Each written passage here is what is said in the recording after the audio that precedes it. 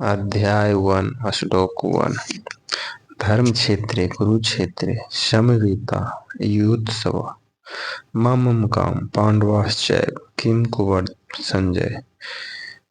इसका अर्थ हुआ, धृतराष्ट्र बोले, हे संजय, धर्म भूमि कुरुक्षेत्र में एकत्रित युद्ध की इच्छा वाले मेरे और पांडु के पुत्रों ने क्या किया। श्लोक नंबर 2 दृष्ट्वा तु पाण्डवानीकं व्यूढं दुर्योधनस्य आचार्यमुपशमन्य राजा वचनं ब्रवीत। संजय बोले, उस समय राजा दुर्योधन ने व्यूह रचना युक्त पांडवों की सेना को देखकर और द्रोणाचार्य के पास जाकर यह वचन कहा।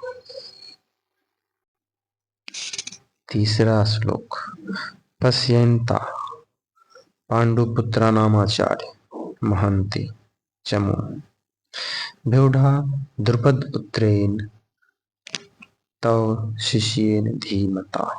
हे आचार्य, आपके बुद्धिमान शिष्य द्रुपद पुत्र धृष्टद्युम्न द्वारा व्यूहाकार खड़ी हुई पांडुपुत्रों की इस बड़ी भारी सेना को देखिए।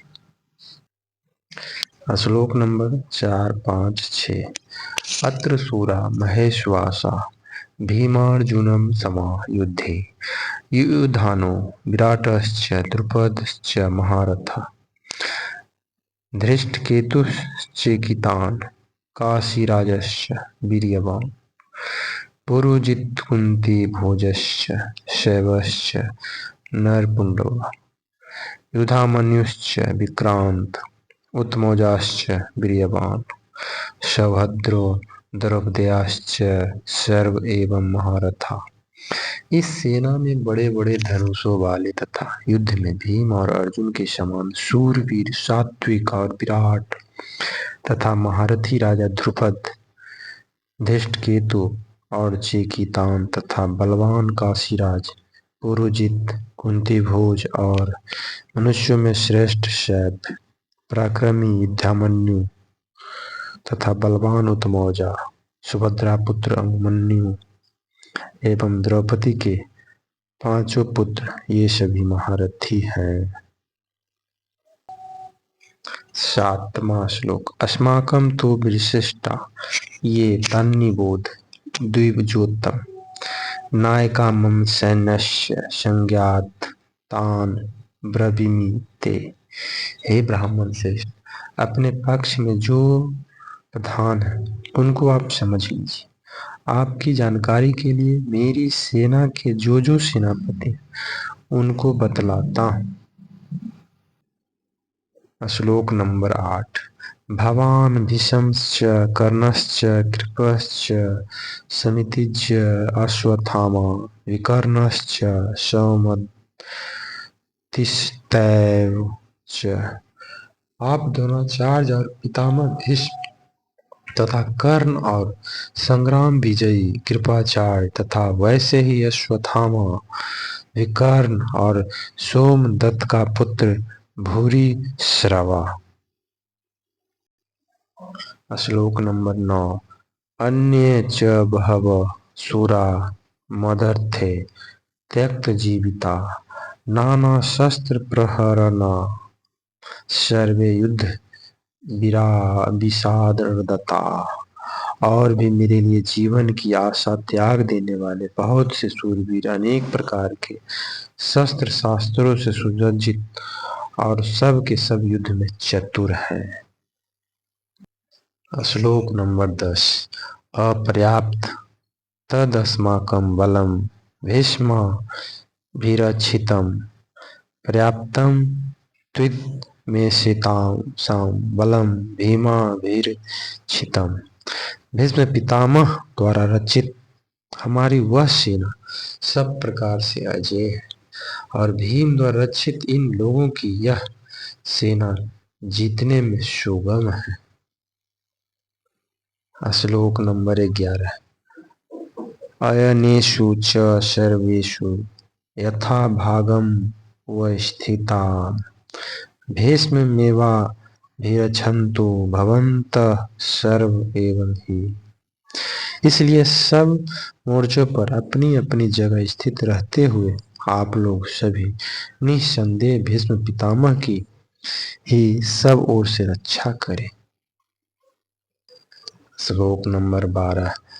तस्य संजन्यहर्ष कुरुवृद्धः पितामह सिंहनादं विनधौम च षण्डकदम्यो प्रतापवानुम। कौरवों में वृद्ध सबसे प्रतापी पितामह भीष्म ने उस दुर्योधन के हृदय में हर्ष उत्पन्न करते हुए उच्च स्वर से सिंह की दहाड़ के समान गरज कर शंख बजाया। श्लोक नंबर 13। ततः शंखाश्च भैर्यश्च पन्वान् गोमुखाम् सहसैव बृहन्त्यन्त शब्द अस्तु मूलो भगवतः। इसके पश्चात शंख और नगारे तथा ढोल मृदंग और नरसिंघे आदि बाजे एक साथ ही बज उठे। उनका वह शब्द बड़ा भयंकर हुआ। श्लोक नंबर 14। ततः श्वेतः युद्ध के महति अश्नेन्दे स्थितो माधवः पांडवाश्चैव दिव्य शंखो पदमन्तु। इसके अनंतर सफेद घोड़ों से युक्त उत्तम रथ में बैठे हुए श्री कृष्ण महाराज और अर्जुन ने भी अलौकिक शंख बजाए। श्लोक नंबर 15। पांडजेंज हरिकेशो देवदत्त धनंजय पौंड्रक धाम्यो महाशंख भीमकर्मा बिकुधर। श्री कृष्ण महाराज ने पांचजन्य नामक, अर्जुन ने देवदत्त नामक और भयानक कर्म वाले भीमसेन ने पौंड्रक नामक महाशंख बजाया। श्लोक नंबर 16।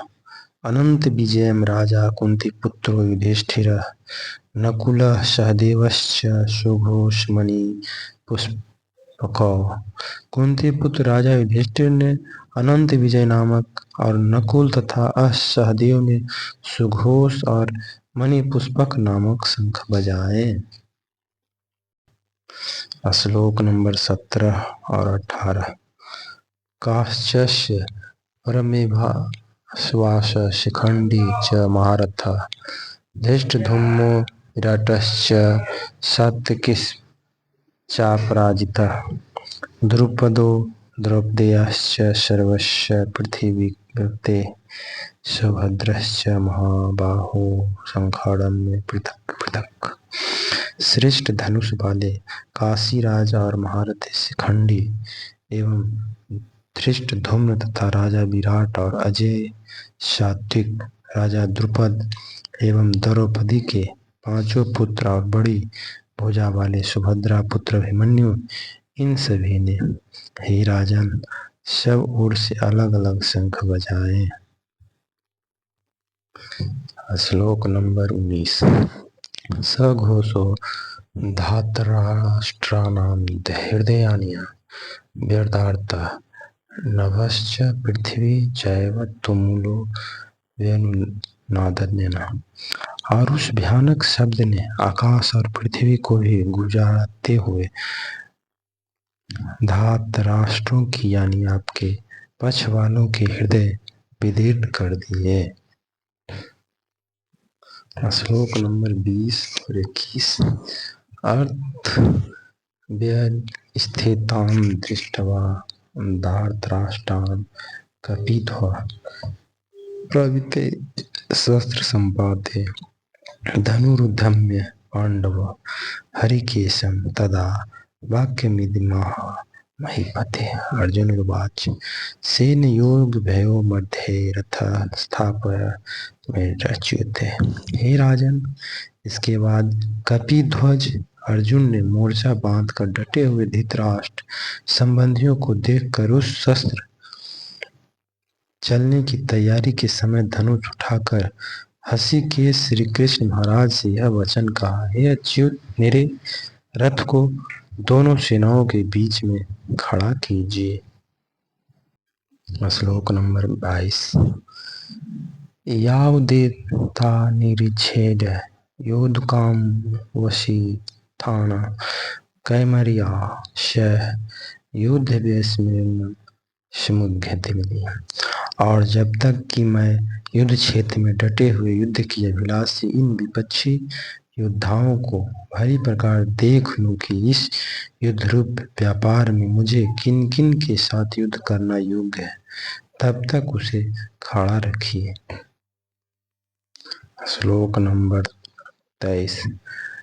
युध्यमानान् विच्छेह यः एतेऽत्र समागता धातराष्ट्रस्य दुर्बुद्धे युद्धे प्रिय चिखीभवर्षु। दुर्बुद्धे दुर्योधन का युद्ध में हित चाहने वाले जो ये राजा लोग इस सेना में आए हैं, इन युद्ध करने वालों को मैं देखूंगा। श्लोक नंबर 24 एंड 25। एवं मुक्तो हसिकेशो गुडाकेशेन भारत सेनयोरु भयोमर्दये स्थापित्वा रथोत्तमम्। भीष्म द्रोण प्रमुखतः सर्वेषां च मिहिच्छित्तान् उवाच पार्थ पश्येतान् संवेतान् कुरुनिति। संजय बोले, हे धृतराष्ट्र, अर्जुन द्वारा इस प्रकार कहे हुए महाराज श्री कृष्ण चंद्र ने दोनों सेनाओं के बीच में भीष्म और द्रोणाचार्य के सामने तथा संपूर्ण राजाओं के सामने उत्तम रथ को खड़ा करके इस प्रकार कहा कि हे पार्थ, युद्ध के लिए जुटे हुए इन कौरवों को देखो। श्लोक नंबर 26। तत्रापश्यध्यानतान् पार्थः प्रतिनन् पितामहान् आचार्यमन्तुलानं भ्रातॄन् पुत्रान् पौत्रान् सखींस्तथा श्वशुराणां स्वहस्तश्चैव सेनयोरुभयोरपि। इसके बाद पितापुत्र अर्जुन ने दोनों की सेनाओं में स्थित ताऊ चाचाओं को, दादू परदादों को, गुरुओं को, मामाओं को, भाइयों को, पुत्रों को, पौत्रों को, मित्रों को, ससुरों को और सहोदरों को भी देखा। श्लोक नंबर 27। तान् समीक्ष्य स कौन्तेय सर्वान् बन्धून् स्थितान् कृपया पर्यविष्टो विषीदन्तीदं ब्रवीत्। उन उपस्थित संपूर्ण बंधुओं को देखकर वे कुंती पुत्र अर्जुन अत्यंत करुणा से युक्त होकर शोक करते हुए यह वचन बोले। वेंका प्रभात। श्लोक नंबर 28 और 29। दृष्टवेमं स्वजनं कृष्ण यतुत्सवो समुपस्थितं सीदन्ति मम गात्राणि मुखं च परिशुष्यति वेपथुश्च शरीरे में रोमहर्ष जायते। अर्जुन बोले, हे कृष्ण, युद्ध क्षेत्र में डटे हुए युद्ध की अभिलाषी इन स्वजन समुदायों को देख मेरे अंग शिथिल हुए जा रहे हैं और मुख सूखा जा रहा तथा मेरे शरीर में कंप एवं रोमांस हो रहा है। श्लोक नंबर 30। गांडीवं शस्त्रेते हस्तात्वचैव परिदहन्ते न च शक्मो नमस्तुतं भ्रमतीव च मे मनः। हाथ से गांडीव धनुष गिर रहा है और त्वचा भी बहुत जल रही है तथा मेरा मन भ्रमित सा हो रहा, इसलिए मैं खड़ा रहने को भी समर्थ नहीं हूँ। श्लोक नंबर 31। निमितानि च पश्यामि विपरीतानि केशव न च श्रेयो अनुपश्यामि हत्वा स्वजनम महत्ते। हे केशव, मैं लक्षणों को भी विपरीत ही देख रहा हूँ तथा युद्ध में स्वजन समुदाय को मारकर कल्याण भी नहीं देखता। श्लोक नंबर 32। न काढ़च्छे विजयम कृष्ण न च राज्यम सुखानिश्च किं नो राज्येन गोविंद की भोगे जीवितेन वा। हे कृष्ण, मैं न तो विजय चाहता और न राज्य तथा सुखों को ही। हे गोविंद, हमें ऐसे राज्य से क्या प्रयोजन अथवा ऐसे भोग्यों से और जीवन से क्या लाभ। श्लोक नंबर 33।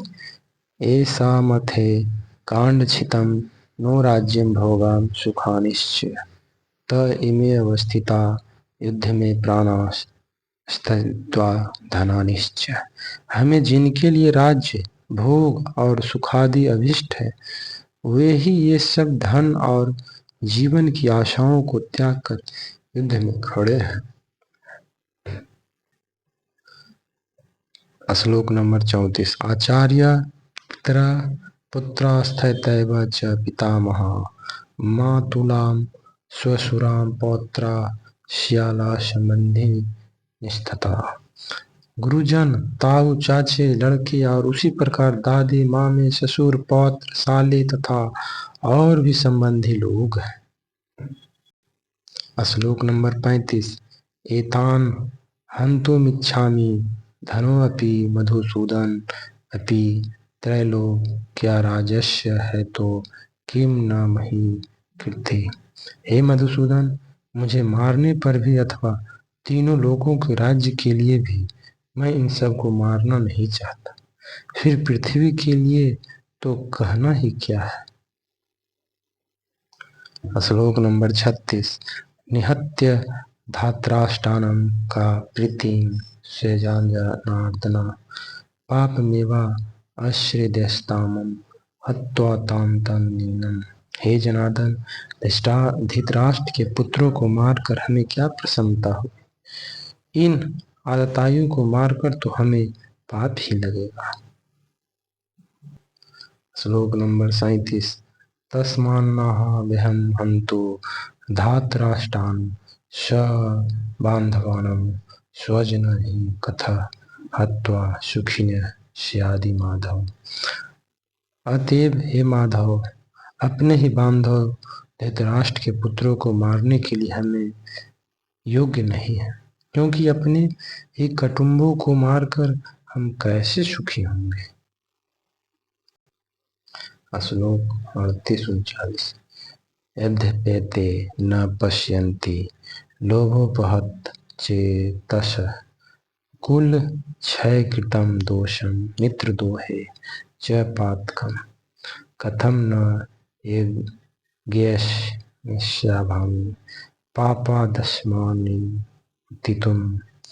कुल क्षयकृतं दोष पश्यति वा जनार्दन। यद्यपि लोभ से भ्रष्ट चित्त हुए ये लोग कुल के नाश से उत्पन्न दोष को और मित्रों से विरोध करने में आप पाप को नहीं देखते, तो भी हे जनार्दन, कुल के नाश से उत्पन्न दोष को जानने वाले हम लोगों को इस पाप से हटने के लिए क्यों नहीं विचार करना चाहिए। श्लोक नंबर 40। कुल क्षये प्रणश्यन्ते कुल धर्मा सनातना धर्म नष्टे कुलम कृत न धर्मो अभिवेतुतम। कुल के नाश से सनातन कुल धर्म नष्ट हो जाते हैं। धर्म के नाश हो जाने पर संपूर्ण कुल में पाप भी बहुत फैल जाता है। श्लोक नंबर 41-41। अधर्माभिभवा कृष्ण पर प्रदुष्यन्ति कुल स्त्रियः स्त्रीषु दुष्टासु वर्णने जायते वर्ण संकर। हे कृष्ण, पाप के अधिक बढ़ जाने से कुल की स्त्रियां अत्यंत दूषित हो जाती, और हे वासने, स्त्रियों के दूषित हो जाने पर वर्ण संकर उत्पन्न होता है। श्लोक नंबर 42। शर्णकुरो नरकाये कुल धनानां कुलस्य च पतन्ति पितरो होशा लुप्त पिंडो क्रिया। वर्ण संकर कुल घातियों को और कुल को नरक में ले जाने के लिए ही होता है। लुप्त हुए पिंड और जल की क्रिया वाले अर्थात श्राद्ध और तर्पण से वंचित इनके पितरलोक भी अधोगति प्राप्त होते हैं। श्लोक नंबर 43। दोष रहते कुल धनानाम वर्ण शंकर कारके उद्धाधन्ते जाति धर्मा कुल धर्माश्च शाश्वता। इन वर्ण शंकर कारक दोषों से कुल घातियों के सनातन कुल धर्म और जाति धर्म नष्ट हो जाते हैं। श्लोक नंबर 44। उत्सन्न कुल धर्माणाम मनुष्याणाम जनार्दन नरके अनियतम भाषो भवभीतं शुभम। हे जनार्दन, जिनका कुल धर्म नष्ट हो गया है ऐसे मनुष्यों का अनिश्चित काल तक नरक में वास होता है, ऐसा हम सुनते आए हैं। श्लोक नंबर 45। अहो बत मह पापम कीर्तुम व्यवस्थिता वयम यद्राजय सुखलोभोल हम तो स्वजनमुद्धता। हाँ, शोक हम लोग बुद्धिमान होकर भी महान पाप करने को तैयार हो गए, जो राज्य और सुख के लोभ से स्वजनों को मारने के लिए उद्धत हो गए। श्लोक नंबर 46। यदि माम प्रीतिकारमस्य शस्त्र प्राणायाम धात्राष्ट रणे हन्युष्यन्ति में क्षेमंतरम भवेत्। यदि मुझ शस्त्र रहित एवं सामना न करने वालों को शस्त्र हाथ में लिए हुए धृतराष्ट्र के पुत्र रण में मार डाले तो मरना भी मेरे लिए अधिक कल्याणकारी होगा। अध्याय 1 का अंतिम श्लोक 47। एव मुक्तार्जुनम संडेखे रथोपस्थ उपाविशद विसृज्य संसर चापम शोक संविघ्न मानुष। संजय बोले, रणभूमि में शोक से उद्विग्न मन वाला अर्जुन इस प्रकार कहकर बाण सहित धनुष को त्याग कर रथ के पिछले भाग में बैठ गया। आप सभी श्रोतागण से मेरा अनुरोध है कि आप इस चैनल को सब्सक्राइब करें, लाइक करें एंड शेयर करें। धन्यवाद।